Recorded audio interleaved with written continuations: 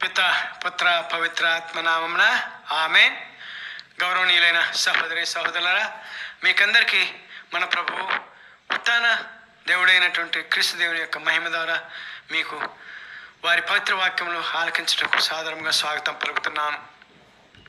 ఈనాటి వారి పవిత్ర వాక్య అంశము రా కదలిరా, యావే దేవుడు పిలుస్తున్నాడు, రా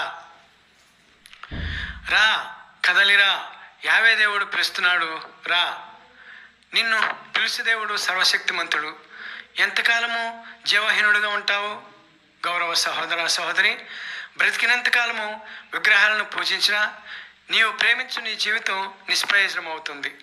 నీకులాగానే విగ్రహాలను పూజించిన అబ్రాము యావే పిలుపును విన్నాడు, విగ్రహాలను విడిచాడు, విశ్వాసంతో యావేను మన్ననగా కొలిచాడు. అబ్రాము అనగా గొప్ప తండ్రికి పుత్రుడు అను అర్థం. అబ్రహాముగా దేవుడు మార్చాడు అనగా గొప్ప జాతికి తండ్రి అని అర్థం.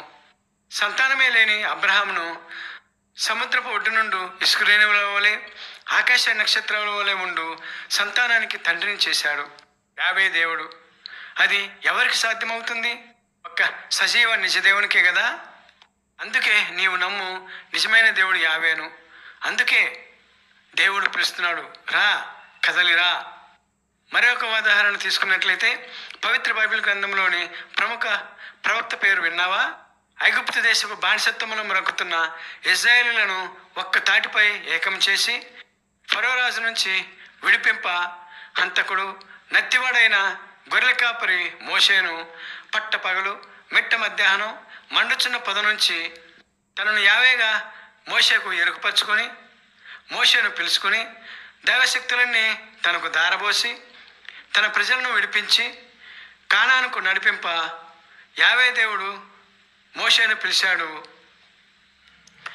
మోషే దేవుని విధేయించి తన్ను పంపిన దేవుని ప్రకటించి ఆ దేవుని శక్తులను ఫారోరాజు ముందు ప్రదర్శించి ఫారోరాజును ఒప్పించి ఇశ్రాయేలును విడిపించి వంటవార్పు లేకుండా కాళ్ళకు చెప్పులు అరగకుండా నదీ ప్రవాహములు ఆపించి ఎండిన ఇసుకను నడిపించి ఎడారి మన్నాను కురిపించి రాతి నుండి నీరు తెప్పించి కూడుగుడ్డకు కొరత లేకుండా 6 లక్షల ప్రజలను 40 సంవత్సరాలు నాయకునిగా యావే దేవుని ఆజ్ఞలను పాటింపజేస్తూ యావేకు ఇష్టునిగా మెలిగాడు.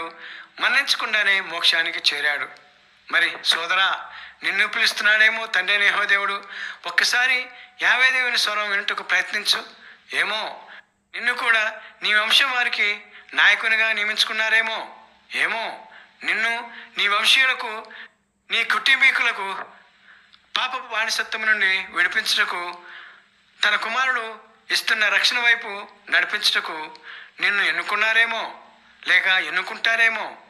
ఆ దేవుని పిలుపును ఆలకించుటకు నీవు సిద్ధంగా ఉన్నట్లయితే ఏమో బహుశా అబ్రహాములా నీవు విగ్రహారాధకులా ఉన్నా సందేహించిన అవసరం లేదు. నిన్ను పిలుచుకుని వారి విశ్వాసంలో ఎదగమంటున్నారేమో. సహోదరా సహోదరి, నీవు పేదవాడివైతే భరోసాగా ఉండు, ఆత్మీయంగా ఎదుగుటకు సిద్ధంగా ఉండు. నీ సమస్త విషయాలు వారి భుజముపై వేసి ధైర్యంగా ఉండు. సహోదరా సహోదరి, నీవు ధనవంతుడవు స్థితిమంతుడు అయితే వాడితో వచ్చు గర్వము, ధనమే శాశ్వతమను అజ్ఞానాన్ని వీడు. అబ్రహాము మోషేలు నిన్ను మించిన ధనవంతులు, కానీ వారి విశ్వాసము విధేయత ఒకరిని జాతికే మూల పురుషుడుగాను మరి ఒకరిని గొప్ప జాతికి నాయకుడిగాను మలసి వారికున్న ధనము పరివారముల కన్నా ఊహించలేనన్ని రెట్లుగా వారిని హెచ్చించారు. మరి నీ సంగతి ఏమిటి? ఇప్పుడు చెప్పుకున్న వారి ఇరువురిని గురించి తెలుసుకున్న నీవు కూడా ఎదగాలని, నిన్ను రక్షించుకోవాలని నీకు అనిపించడం లేదా? ఆలోచించు. ఇంకా నీకు నమ్మకం కుదరలేదా? సరే విను, మరొక వ్యక్తిని గురించి తెలుసుకుందాం. ఈ మనిషి ప్రకృతికి ఆరాధకుడైనప్పుడల్లా తనను మరచి తను చేయి విడిచి విగ్రహారాధకుడైనప్పుడల్లా ఆ విగ్రహారాధనను ప్రోత్సహించు రాజ్యాలు రాజులు వచ్చినప్పుడల్లా మనిషిని హెచ్చరించి తన దైవత్వాన్ని ప్రదర్శించి మిగిలిన వారి విగ్రహారాధకులను కఠినాతి కఠినంగా శిక్షించే దేవుడు, ఈ నిజమైన దేవుడు యావే దేవుడు, ఈరోజు నిన్ను పిలిచే దేవుడు. ఇందుకు ఖచ్చితమైన ఉదాహరణ ఏలియా అనే ప్రవక్త. వీరు క్రీస్తు పూర్వము 9వ శతాబ్దంలో దేవునిచే ప్రవక్తగా పిలువబడిన శక్తివంతమైన ప్రవక్త. యావే పేరిట వర్షమును ఆపి విగ్రహారాధకులను హతమార్చి యావే దేవుని ఉగ్రతను ప్రత్యక్షంగా చూపిన శక్తిగల ప్రవక్త. మరణించకుండానే మోక్షానికి వెళ్ళిన దైవాంశ సంభూతుడు ఈ ఏలియా ప్రవక్త. ఈ ఏలియా ప్రవక్త యొక్క ప్రేరణ నీలో ఉందేమో పరిశీలించుకో. న్యాయానికి నిలబడే తత్వం నీలో ఉందేమో పరిశీలించుకో, ప్రశ్నించుకో. దేవుని స్వరమును చెవియొగ్గి విను. రా, కదలిరా అని పిలుస్తున్నాడు తండ్రి అయిన యెహోవా దేవుడు నిన్ను ఈరోజు. ఆ స్వరం విను. నీకోసం ఎదురు చూస్తున్న నీ తండ్రి అయిన యావే దేవుని స్వరమును విను. నీకై స్వయాన తన కుమారుణ్ణే పంపారు. నీకోసం తన కుమారుణ్ణే బలిగా ఇచ్చారు. తన కుమారుని పవిత్ర రక్తం ద్వారా నీ పాపాలను కడుగుతారు. అంతటితోనే ఆగలేదు. తండ్రి అయిన యావే నీవు ఆత్మతోనూ సత్యంతోనూ జీవించి తన సన్నిధికి అనగా మోక్షానికి వెళ్ళాలని తన కుమారుని శరీర రక్తములతో నీకు జీవాహారం ఇచ్చి నీవు ఈ భూమి మీద ఉన్నప్పుడు మరియు మృతి చెందిన పిమ్మట కూడా నీవు సజీవుడవై చిరంజీవి అవ్వాలని తండ్రి అయిన యెహోవా దేవుని యొక్క ఆశ. అందుకే ఈరోజు నీకు తండ్రి అయిన యెహోవా దేవుడు ఆ అవకాశం ఇస్తూ పిలుస్తున్నారు. రా సహోదరా, సహోదరి, కదలిరా. ఈ 2026వ సంవత్సరం నీ జీవితంలో నీకు మరువలేని మరపురాని అనుభూతినిచ్చు సంవత్సరంగా ఉండేలా నీవెందుకు మార్చుకోకూడదు?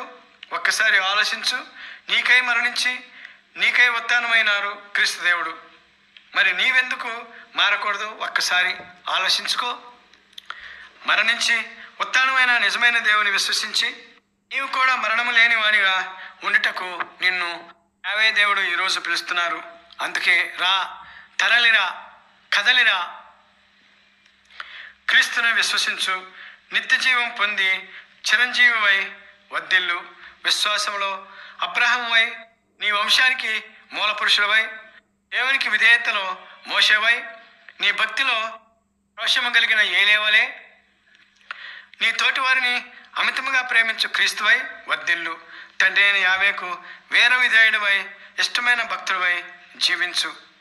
ఈ సందేశ ముగింపులో ఒక్క చిన్న విషయాన్ని గుర్తుంచుకో సహోదరా, సహోదరి. అదేంటంటే మనిషి శ్వాసించుటకు ప్రాణవాయువు ఎంత అవసరమో, సమాజంలో గౌరవింపబడుటకు హోందాతనము ఎంత అవసరమో, తెలివిగా బ్రతుకుటకు విద్య ఎంత అవసరమో, మనిషి ఆధ్యాత్మికంగా జీవించుటకు ప్రార్థన ఎంత అవసరమో, మనిషి సజీవుడగుటకు నిజదేవుడు మృత్యుంజయుడైన క్రీస్తును విశ్వసించుట అంతే అవసరం. లేకుంటే అవుతుంది నీ మానవ జీవితం వ్యర్థం. అందుకే రా, కదలిరా. యావే దేవుడు నిన్ను పిలుస్తున్నాడు. రా. పిలుపునందుకున్న నీవు తండ్రి అయిన యెహోవా దేవుని చేత దీవించబడుదుగాక. ఆమెన్. పిత, పుత్ర, పవిత్రాత్మ నామమున ఆమెన్.